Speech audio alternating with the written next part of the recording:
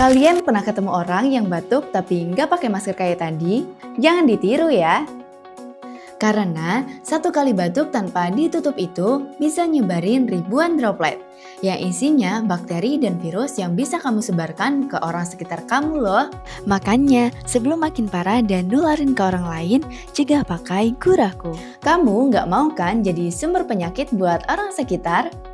Yuk sedia Guraku di rumah. Share video ini ke teman kamu yang sering batuk agar dia lebih aware.